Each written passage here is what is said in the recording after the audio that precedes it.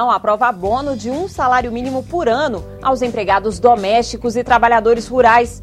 Clubes de futebol querem apoio dos senadores para renegociar uma dívida bilionária com a União.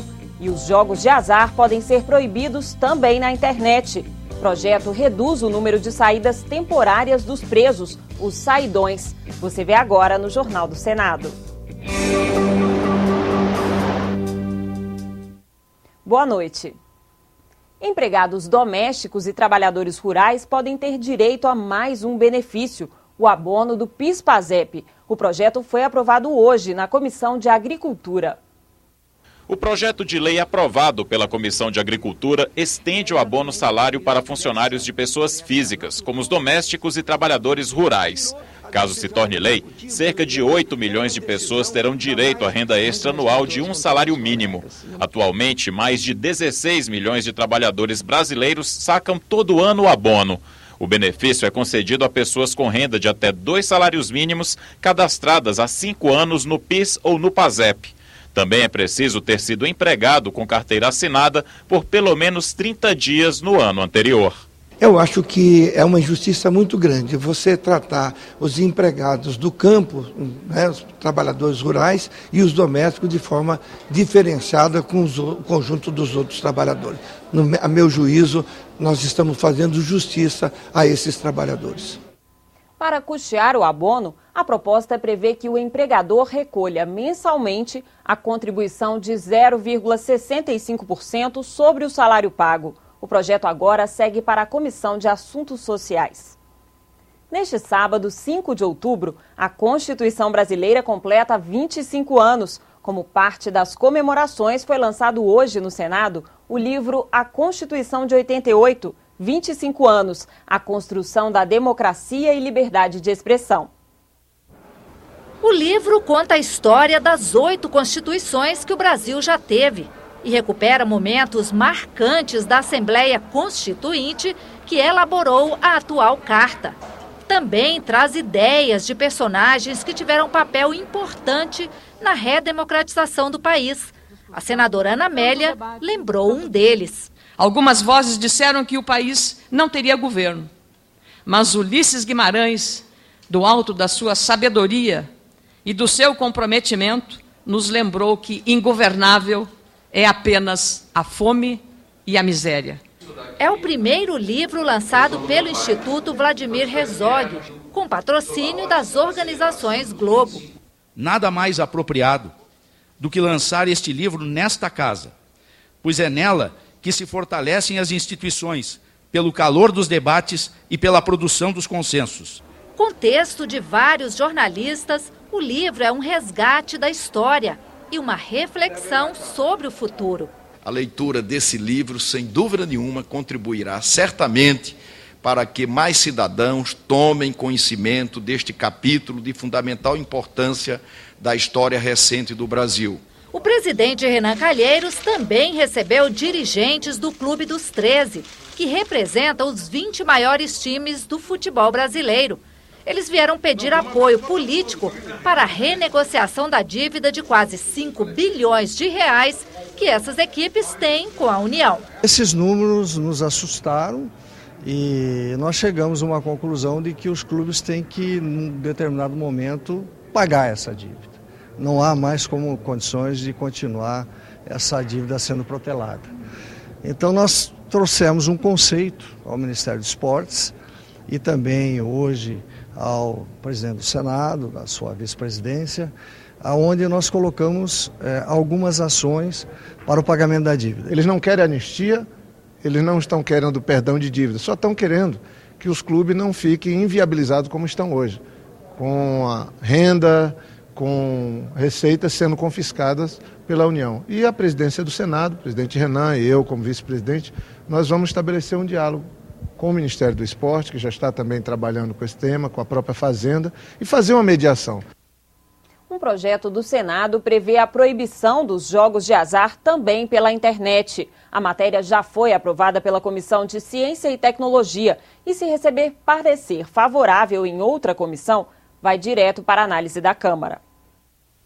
Máquinas caça-níquel, jogo do bicho, bingos e outros tipos de jogos de azar são proibidos no Brasil desde a década de 1940. Hoje eles são considerados contravenções. A reforma do Código Penal transforma a prática em crime, com penas mais rigorosas. Mas nenhuma lei fala sobre a oferta dos jogos de azar pela internet, prática que vem se tornando cada vez mais comum. Um projeto em análise no Senado proíbe o funcionamento de sites de jogos no país. Nós estamos tratando da proibição desta matéria, deste tipo de atividade, buscando com uma regulamentação dura, proibir a influência, principalmente os crimes de fraude que acontecem nos cartões de crédito que são utilizados pela internet para propiciar o funcionamento desses jogos, dessa atividade. O projeto recebeu sugestões da Caixa Econômica, responsável pela Loteria Federal, única forma de jogo autorizada no Brasil.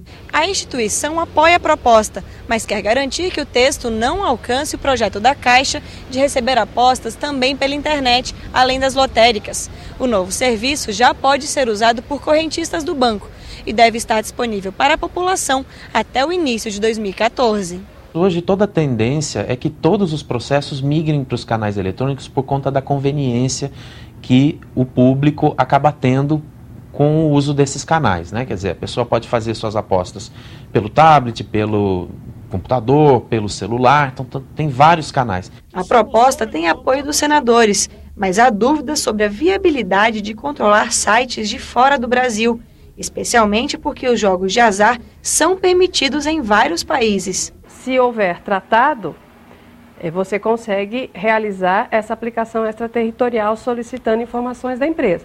Agora, se a atividade que a pessoa pratica é lícita, como é que você vai solicitar uma cooperação jurídica em matéria criminal se num lugar não há ilicitude penal e no outro há? Então gera um conflito jurídico nesse sentido. Não basta só uma discussão envolvendo o que acontece aqui dentro. Nós podemos estabelecer aqui dentro regras, mas é importante, se a gente quer banir de uma vez por todas a estrutura de jogos de azar, nós temos que conversar com o resto do mundo.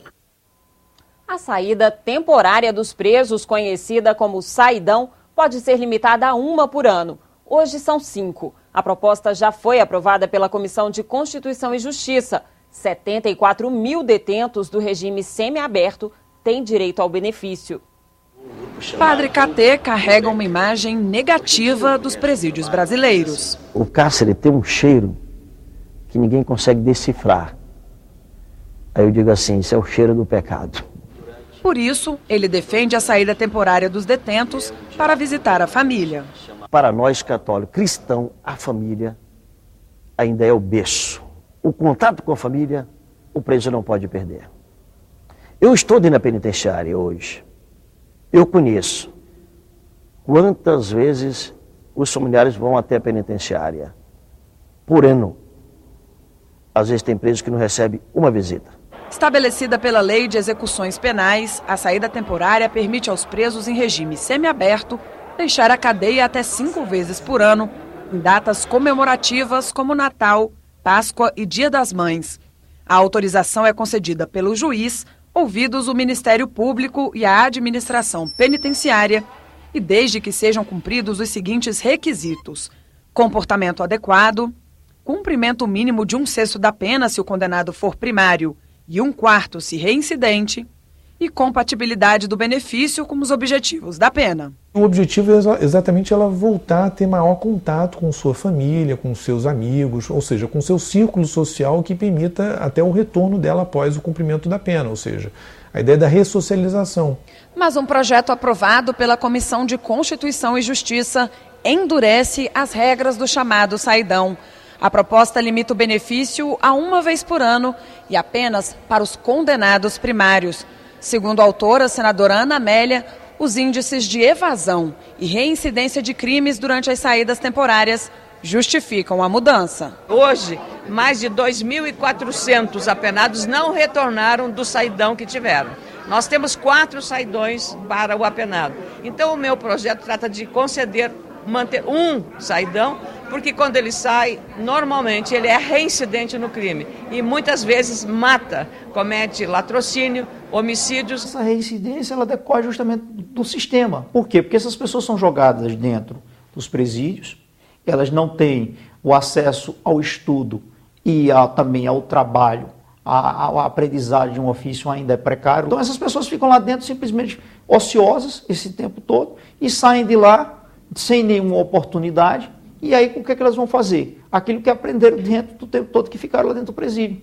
O supervisor do Departamento de Fiscalização do Sistema Carcerário é contra a mudança, mas concorda que é preciso adotar critérios mais rígidos para conceder o benefício. Uma avaliação mais criteriosa, de modo a exatamente identificar se essa pessoa tem ou não condições de realmente obter esse benefício e obviamente, obtê-lo não só numa única vez, mas daí em diante. Preciso que haja um acompanhamento e eu acho que esse acompanhamento seria perfeitamente possível com equipamentos tecnológicos que nós temos hoje em dia.